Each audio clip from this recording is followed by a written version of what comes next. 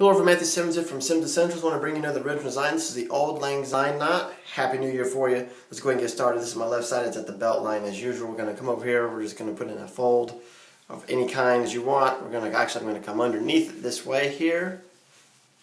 I'm going to come down like this. And then we're going to come back over like this. So we kind of have a delta that way. So I'm going to do a wreath. Kind of leave it open a bit and come up and over like that. Kind of a semi-wreath there.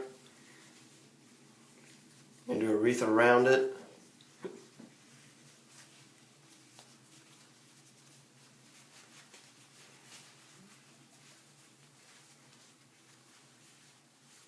Then I'm going to come over here like this. Now it's straight.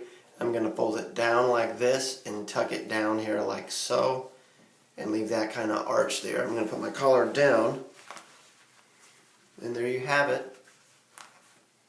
The Auld Lang Syne. So again, I'll put my tie clip here. Follow me on SimmonsEssentials and on Instagram. Own your own style, my friends. You're fearful and made. Happy New Year. We will see you in the next video. Another great year of knots coming your way.